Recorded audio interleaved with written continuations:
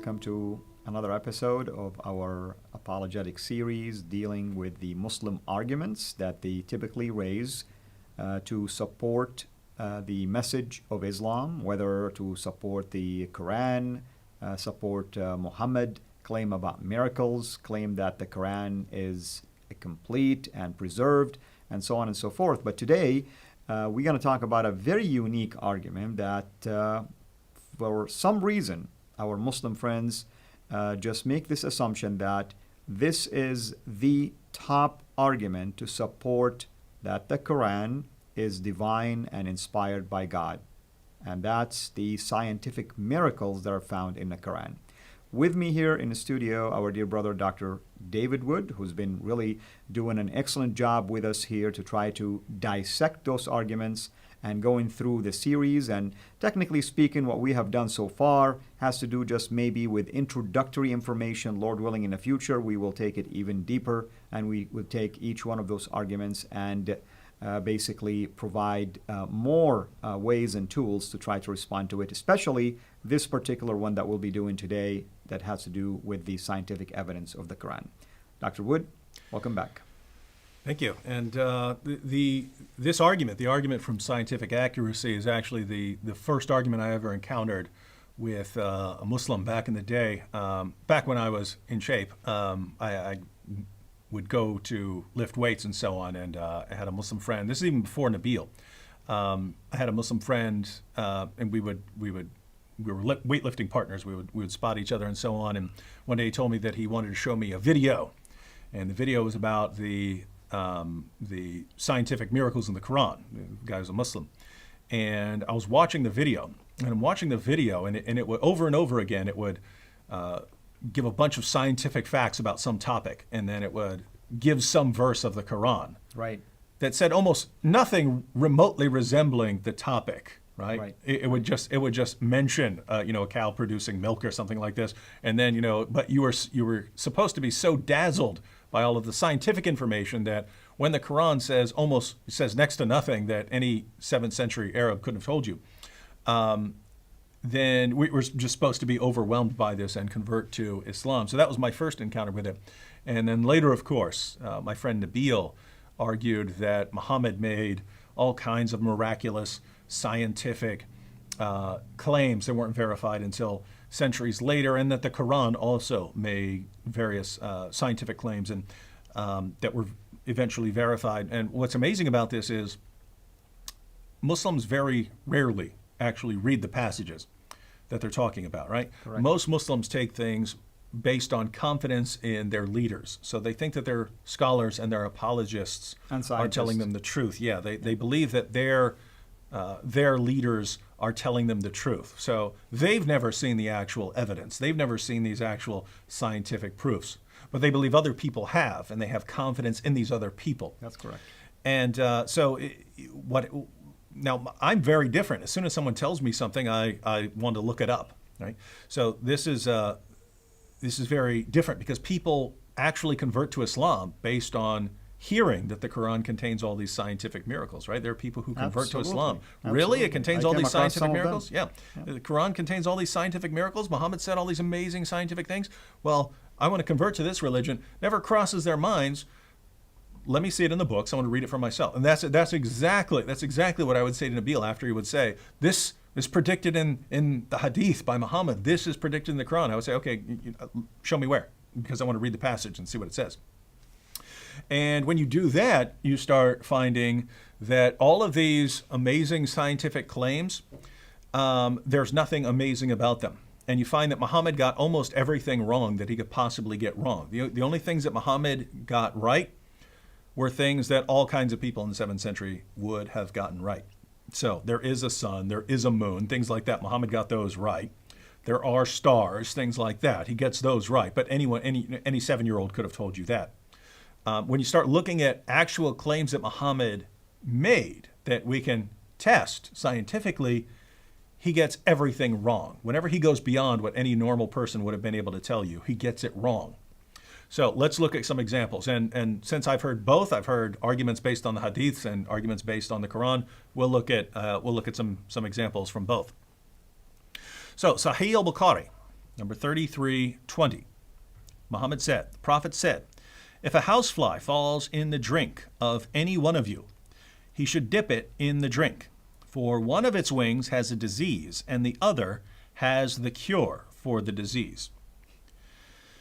Now, is that correct? There are Muslims today who will argue that that is actually correct, and they'll argue that there's some sort of scientific evidence. And when I brought this up with Nabil, he argued that, well, if an insect is some sort of carrier of a disease and it's still alive, it must have a resistance, and therefore, but that's not what this is saying, right? This is saying that one wing has the disease. So it's specific. Typhoid, something like that, something that makes you sick. Salmonella, something along those lines, something that's because flies eat some very nasty stuff and they pick up the diseases of whatever they're going for. They get the bacteria on their legs as they're crawling around on it, and then they go and land in your food, and they just got those bacteria in your food. Now, lots of times your body can handle it. Your body has very good immune system, but sometimes you get sick. That's why people try as hard as they can to keep flies out of kitchens and so on, restaurants, things like that. So Muhammad's claim is that one wing of the fly has the disease, so typhoid again, something like that, and the other wing has the cure. Well, guess what? We can test that in a heartbeat, right? We can test, okay, let's get a fly. Let's check this. One wing should have the disease. The other wing should have the cure. Or even if you want to interpret it, give them a little leeway in interpretation. Some part of it has to have the disease and another part the cure. Correct. And so if a fly lands in your food or your drink, you shouldn't get it out and dump your drink out. You actually put the fly in there more, dunk it all in your food. That's right. Because then you can get that cure off it. And Nabil told me he actually did this because his grandma told him to do that. He said, if a fly got in your mouth, I would dunk the fly in the food. So I got all that cure. And so is this correct? No, it's not correct. And any attempts to justify this are absolutely ridiculous. No one who deals with no healthcare professional would tell you, yes, dunk flies in your food so you can get all the cure for the diseases that they carry. I mean, following this, the cures for all kinds of diseases, any disease that flies carry. You mean doctors who deal with infectious diseases, Yep. they're not going to agree with this? No one in anywhere in the healthcare profession who's actually gone to any sort of school, right? Doctors, nurses, anyone would say this, who is not already trying to defend Muhammad's views. So notice, Muhammad said something about science that we could test years later, centuries later, we can test it. That's right. And it turns out to be false. And if you follow Muhammad's advice here, you'll get very, very sick eventually. Quite frankly, we don't even need to finish the episode because we've already proved that he's false. That's it. But we have plenty more. So let's go through some more. Sahih al-Bukhari 33:26. The Prophet said, Allah created Adam, and his height was 60 cubits. 60 cubits is 90 feet. People have been decreasing in stature since Adam's creation. So I say that here's something we can test, because if Adam was 90 feet tall, and maybe you say, well, it's no problems if we don't find Adam's bones or something like that, you know. Right. But he also says that people have been shrinking since then. So Adam was 90 feet. And then, you know, his children would have been a little bit shorter, and their children a little bit shorter, and their children a little bit shorter, and their children a little bit shorter, and so on. And so they're getting progressively smaller. Well, this means that somewhere we should find, you know, femur bones that are 15 feet long, right? At least to prove somewhere, this theory. Yeah. Somewhere, right? Because sometimes bones do make it, right? We do find the bones. That's correct. We never find that. So if Muhammad is correct, people have been shrinking since the time of Adam, which means as you go back through time, they should get bigger and bigger and bigger. That's right? correct. When we dig up people from 2,000 years ago, 3,000 years ago, they should be bigger. Correct. And it's just not, and matter of fact, they should be significantly bigger, right? Because you're going all the way up to, 90 feet by the time you get back to Adam. And so here's another claim that Muhammad made that we can eventually test through archaeology and so on.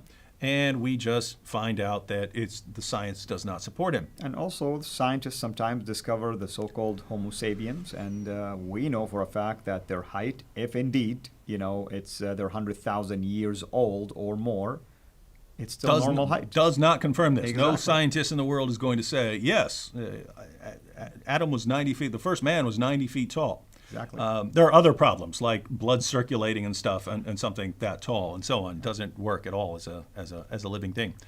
Sunan Abu Dawud, 67, and this one's pretty gross. Sunan Abu Dawud, 67. I heard that the people asked the Prophet of Allah, water is brought for you from the well of Buddha. It is a well in which dead dogs, menstrual cloths, and excrement of people are thrown. The Messenger of Allah replied, verily, water is pure and is not defiled by anything. Muhammad, we're bringing you some water for whatever. I don't know. They could have been using it for ablutions or something like that. But that's fine. Stick with that, right? That's the best interpretation. Okay. They're using it just for ablutions. They're not drinking this water that has dead animals floating in it, used menstrual cloths, and human waste, right? This is their toilet. This is where they dump their toilet bowls. That's right. And Muhammad, you want us bringing you this water? Muhammad's response, water is pure and is not defiled by anything. Now, is any scientist on the planet going to say that nothing defiles water, that nothing makes water impure? If that's the case, then why are we spending that much money in Africa to help basically villages Yeah, they could purify just water? get the sayings of Muhammad down there and realize that Exactly. water's not made Exactly. impure by anything, right? Yeah. So here again, if you take Muhammad's words seriously, you're going to get sick and die. This is not just, hey, may have been wrong, we don't know. You will die if you follow this guy's teaching. Fortunately, most Muslims don't. They understand better than their prophet did. So they know more than their prophet about science. Why do we even have to cook in boiled water? Well, you don't, because it's not defiled by anything. So you can go get some water straight out of the sewer, and it's good to go. All right, so those are claims from the hadith, and there are many, many more. Those should give you an idea of the various kinds of things Muhammad is saying, that this guy really is saying absurd things that will get you killed if you actually follow them. And these are the sorts of claims that we can actually investigate. Correct. And they turn out to be totally ridiculous. But notice, it's Muslims who are making scientific accuracy the criterion for whether we should believe in him as a prophet. They're offering this, as you pointed out. Many Muslims view this as their main argument. That's correct. And what do we find when we look? Weird stuff. And if a Muslim will come back and tell me, oh, those hadith you picked are actually strange or weak, then why do we have him anyway? Yeah. So either way, you really cannot escape from this reality. Mm-hmm. And even if you think they're weak, somebody else will argue against your argument. Yeah. And but those are the hadiths. So suppose we're dealing with a Muslim who rejects all the hadiths together. The Quran only. Yeah, the That's Quran correct. only Muslims. So then we'd be stuck with the Quran only. And Right. so there are plenty of passages we could go to in the Quran here as well. We'll look at just a couple of passages. One is the story of Dhul Qarnayn. And what's amazing is Muslims today will say this doesn't refer to Alexander the Great, who in the time of Muhammad was referred to as the man of two horns, right? That's right. Alexander the Great is the That's man right. of two horns. That's how he's portrayed on coins. That's how they refer to. And not only that, if you read Surah 18, the passage about Dhul Qarnayn, it matches up perfectly with the what are called the Alexander romances, these books about Alexander. All the things he did in here are mentioned in other sources of the time. So we know who this is referring to. Muslims have to deny that this is referring to Alexander because he's listed as a devout Muslim, and we know Alexander was as pagan and polytheistic as you could possibly be. Right? This guy was a devout pagan polytheist. So the Quran portrays him as a devout Muslim. We know that. So this is another example of a historical inaccuracy, but we're going to focus on the scientific inaccuracy because the Quran says in Surah 18, verses 84 to 86, Allah says, "Lo, we made Alexander," so Dhul Qarnayn. If Muslims, if you don't want to believe that this is Alexander the Great, doesn't matter, anyone you want. Lo, so we made Dhul Qarnayn strong in the land and gave him unto everything a road. And he followed a road till when he reached the setting place of the sun, he found it setting in a muddy spring and found a people thereabout. So, one, there is a setting place of the sun. There is actually a place on earth where the sun sets. 2, you can reach it. You can get there. If That's you right. go far enough west, you can reach the place of the setting of the sun, the place where the sun sets. And when you get there, you will find the sun setting in a muddy spring. The sun goes down into a muddy spring, and there are people who live there. So that's what the Quran says here. Now, how many of those statements are accurate according to modern science? 1, that there's a setting place of the sun. 2, that you can get there. 3, that if you get there, you'll find the sun setting in a muddy spring. And 4, that there are people who live there. How many of those statements would be correct according to modern scientists? I very much doubt that any of them will be correct, but even if we find one of them could be justified, probably the rest of them cannot. So this is obviously a problem. And so what do Muslims do here? They try to reinterpret the passage. And what they'll say is Dhul Qarnayn simply found some body of water, like a sea or something like this. He arrived at a sea or an ocean, and he saw a sunset, and it looked like the sun setting in this pool of water, but in actuality, he's just seeing a reflection. Now, you know Quranic Arabic. Absolutely. What is this saying? Is this saying something about it just seeming to him be that, like an optical illusion? Not at all. Not at all. In fact, you look at the commentators and they give you multiple opinions, and many of them assert and affirms that this is a muddy spring, muddy water, hot mud. I mean, all of them talk about it. And here's another observation, by the way. We know that Alexander the Great, when he was expanding, he was going east, not going west. So where exactly did he see something like this? Because going east does not at least allow him to reach a place like that. So I'm wondering now, where did Muhammad get this idea from other than a fable that was circulating around his time? Well, for us, there's no question that he got it from a fable, right? The stories are being told. It's an oral culture. They're passing stories around, so he's given stories of the Alexander romance. But here's what's interesting. If we're not talking to a Quran-only Muslim, then we have a Sahih narration in Sunan Abu Dawud. So this is one of the strong, this is classified as Sahih by Muslim Hadith scholars.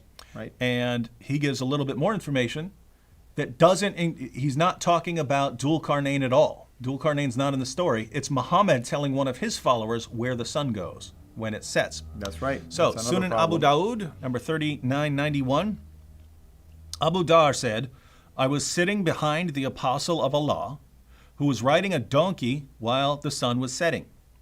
He asked, do you know where this sets? So this is Muhammad asking one of his followers, hey, the sun's going, you know where the sun's going when it sets? This is a time for Muhammad to impart knowledge to one of his followers, right? This amazing scientific knowledge that only he knows because he's the prophet and it's been revealed to him. That's right. And you hear this, hey, do you know what? Oh my goodness, the prophet's speaking. I get to learn something about the universe that only Allah could reveal. That's right. Let me guess, the answer would have been only Allah and the Prophet knows. He asked, do you know where this sets? I replied, Allah and his apostle know best. Right. So Allah and his apostle know best. He, Muhammad, said, it sets in a spring of warm water. Wow. Nothing about something appearing to Dhul Qarnayn in a certain way, right. and because he saw a reflection or anything. This is not about Dhul Qarnayn. This is Muhammad telling one of his followers where the sun goes. What does Muhammad say? It sets, the sun sets in a spring of warm water. That's right. So we can say that Muslims who try to reinterpret Surah 18, that they're going against their own prophet. That's a general rule in Islam, is that Muhammad is the greatest interpreter of the Quran. If you claim you understand what the Quran means better than Muhammad, you've got a problem. Well, Muhammad clearly believed that the sun sets in a pool, exactly as Surah 18 says. So if you say you know better, you're once again saying you know better than Muhammad about science. And wait a minute, isn't that the basis of the argument, that Muhammad knew things that he couldn't have known? All right, so if you want to be a faithful Muslim, and you have the Quran, Allah saying one thing, and Muhammad confirming the interpretation so that you're not allowed to come up with a different interpretation, then if you want to be a faithful Muslim, you have to say Muhammad was a prophet and he said that the sun sets in a pool. So, if I go out there and travel far enough, I will find the place where the sun sets and it will be setting in a pool. And you have to say that as a Muslim. All right, let's look at 2 more verses very quickly. Surah 67, verse 5.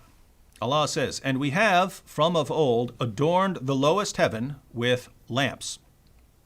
And we have made such lamps as missiles to drive away the evil one, and have prepared for them the penalty of the blazing fire." A similar passage in Surah 37 refers to these lamps as stars. So we know that they're referring to stars here. So we have adorned the lowest heaven with lamps, so with stars. So this is talking about the stars. "And we have made such lamps, stars, as missiles to drive away the evil ones," so the evil jinn and so on, "and have prepared for them the penalty of the blazing fire." Now, we know that what this is referring to because Muhammad saw a shooting star with one of his followers and then started explaining what the shooting star is. So, according to the Quran and Muhammad, when you see a shooting star, it's because a jinn or evil spirit is sneaking into paradise to try and hear Allah's secret plans, so that he can then go spread around Allah's secret plans. That's right. And so in that situation, either Allah or one of the angels takes a star and hurls it at the demon. And so when you see a shooting star, it's because Allah took a star, one of the lamps, and hurled it at a demon. Notice, we have made the lamps, the stars, missiles to drive away the evil ones. Yeah. So when you see a shooting star, it's because Allah hurled a star at a demon. Now, there are multiple errors. One, shooting stars are not stars. They're big rocks that have collided with our atmosphere. But shooting stars are not actual stars. The author of the Quran believes that shooting stars are actual stars. Right. And so if the author of the Quran is Allah, then Allah, your God, Muslims, believes that shooting stars are actual stars that have collided with the Earth's atmosphere. Trust me, if an actual star collided with the Earth's atmosphere, it'd be a lot worse than seeing a shooting star. But the other thing is that when you see that, it's because a demon tried to sneak into paradise, right? Well, guess what that means? That means paradise is right outside our atmosphere, right? Exactly. It's right there. Allah's throne is paradise. Allah making his plans with the angels. There It's goes the right seven outside. heavens idea. Yeah, it's right there, right? I mean, he had to get them right there. So multiple problems here. And again, this is the argument that's supposed to show us that Islam is true. Which scientists in the world are going to say, "Oh my goodness, you mean Muhammad? Muhammad 14 centuries ago knew that shooting stars are stars that God hurled at demons to try to keep them from sneaking into paradise and listening to his plan? Oh my goodness, it's Islam must be the truth because we have miraculous scientific confirmation." How many scientists are going to say that? I've never met one. All right, one more because we looked at Right. Muhammad's view of astronomy. And just let me just give people a quick summary of what we have discussed so far. There are problems just by reading the evidence presented to us. If you can just ask your Muslim friend just to read it for themselves, right there, you can discover problems if they're willing to reason. Yeah, I mean, notice these are obviously false claims. We can understand what these are saying, and what they're saying is obviously false. Correct. And so if Islam stands or falls with its scientific confirmation, then Islam falls because these are obviously false claims.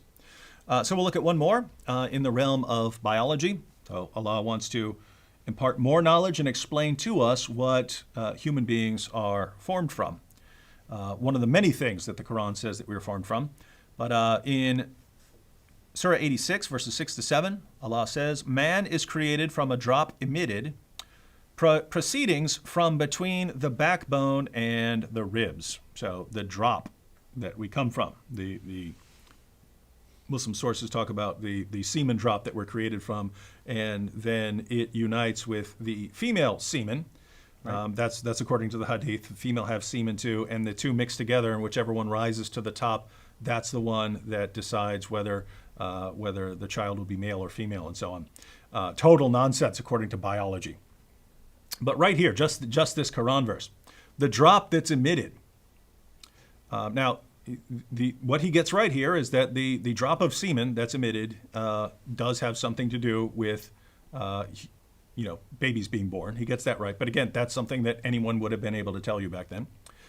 But he goes on to tell us where it forms. So he's imparting to us some scientific knowledge that we can test. Where does the semen form? Right. Right in this area between the backbone and the ribs. Yeah, it's very specific, basically. Is this area between the backbone and ribs where semen is formed according to modern scientists? Nope. So, and by the way, again, there are many more examples like this. But when you go through the Muslim sources, if you put them all together in the hadith and the commentaries and what we find in the Quran, you basically get a picture like this. You have a giant fish or whale at the bottom of everything. And then you have 7 earths stacked on top of each other like pancakes. They're all flat. They're stacked up like pancakes, except that there's a 500-year journey in between each one of them. Right. That's according to Muhammad. So you have 7 flat earths stacked on top of each other. And above that, you have the heaven, which is actually a solid object that will fall on us if Allah doesn't hold us up.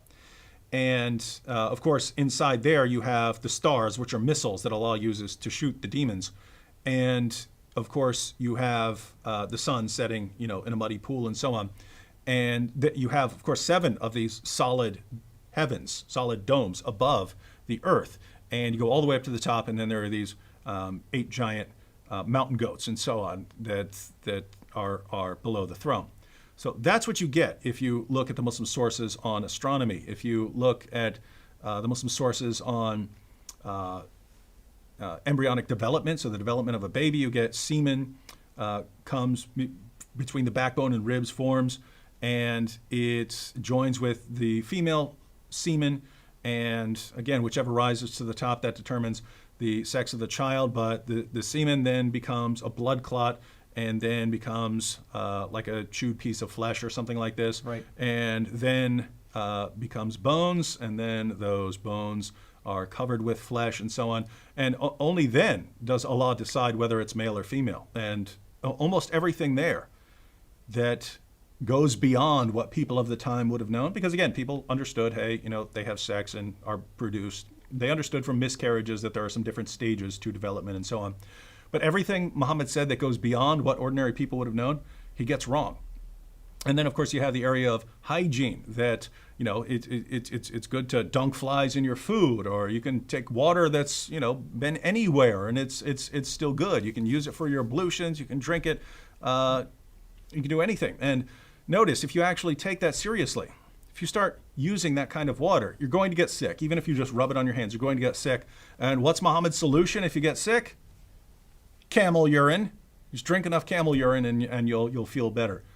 How can anyone look at all of this and say, how we know that Islam is true? By all of this amazingly correct scientific information.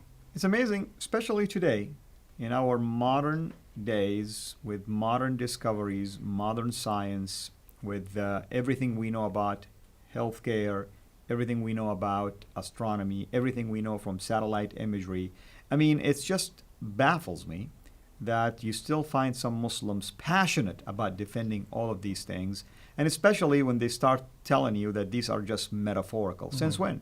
Because you read the commentators who were so close to the time of Muhammad, never that they assumed these to be metaphorical in one sense or another. Mm-hmm. And if that's the claim, and Muslims have to claim something like that because there's no way around these passages, then what they're really saying is something like this. We know that Islam is true because of its amazing scientific accuracy, but whenever Muhammad makes a clear scientific statement, whether it's in the Quran or in the Hadith, it's invariably wrong. So reinterpret those. And once you've reinterpreted them, then you can bring them into line with modern science and then, oh, it's a miracle. Well, the miracle there is not the statements of Muhammad. The miracle there is what you might call the miracle of reinterpretation. That's right. Yeah. And I can tell you this, brother, I am so amazed that Muslims always come to the rescue of their God. And sometimes they act like they know even better than their God and their prophet. Well, they do, right? You can take any Muslim off the street and he will know more than Allah and Muhammad did about the universe, about hygiene, about human reproduction, and so on. And that's what I tell them. I say sometimes you should be God or Muhammad and people should follow you, since you obviously know much better than your own God and his messenger. They must be prophets, in which case, once again, Islam is false. Well, brother, thank you so much. It's been an excellent series, and of course, we want to continue this, Lord willing. And once again, we invite our viewers to go to our website, sirainternational.com, to watch this particular series, and of course, any previous videos and future videos as well. And when it comes to our dear brother here, you can go to his YouTube channel, Acts 17 Apologetics. And of course, watch out for our announcement that we will be doing in our Facebook pages. And certainly we'll keep you posted on any future plans. Until we meet again, have a blessed day.